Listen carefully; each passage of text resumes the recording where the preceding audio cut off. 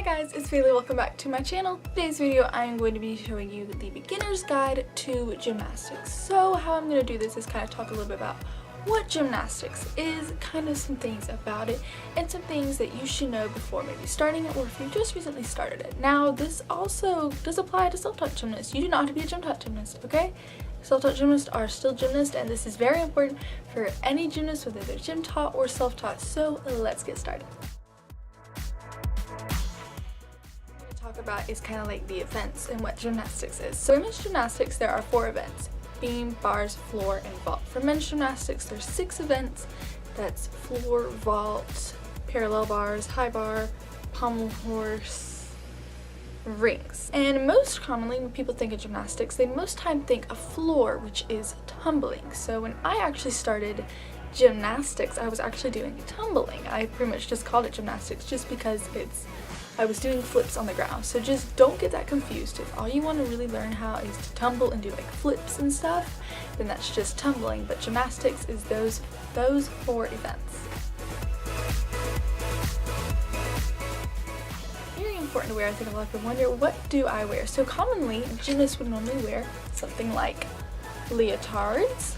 But if you're just starting out, most likely you may not have a leotard, and they can be kind of expensive. Just gonna practice at home, really, just shorts and a t-shirt's fine.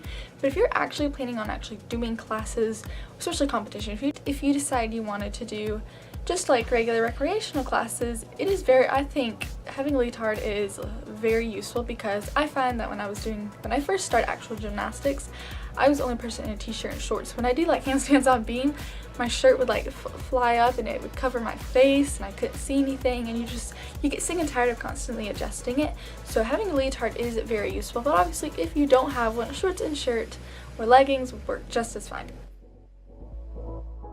Next thing, probably the most important part of gymnastics is gymnastics itself, the skills that you do. So when you first start, you can't just go and say, hey, I'm just going to do a back handspring, because that's what pretty much most people start gymnastics, that's the skill they really want. And pretty much they do a cartwheel and handstand like, okay, I can do a back handspring, and that's not true. You need to really you need to stay on your skill level. Start off with simple skills like handstands, cartwheels, and round-offs, and gradually go up to things like walkovers, kickovers, and eventually back handspring. So once you get a back handspring, that opens up a whole new world of skills that you can do. You can do connections, and then you can start working on back tucks. So you should really start from the easiest skill and go up. Same thing applies to all events. Next thing to talk about is home equipment.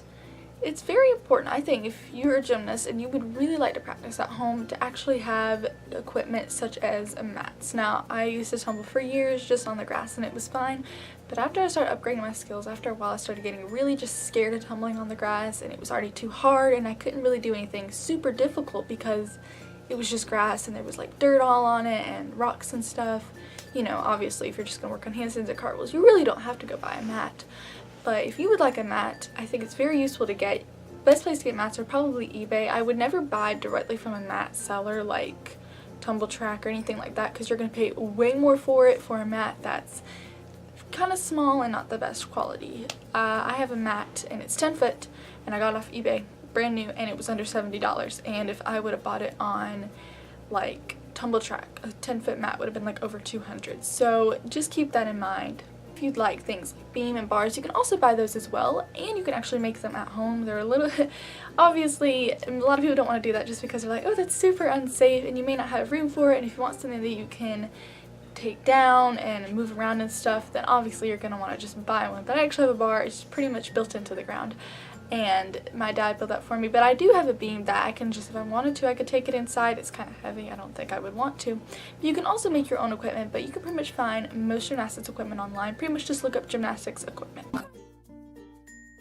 We'll talk about, I think the biggest thing everyone thinks about is the competition, you know, Olympics, going to meets, you know, all that is super cool. I have never been to a gymnastics meet and I have always wanted to compete. But I just think because of my age and just because how expensive gymnastics is, it's very expensive and it's very time consuming.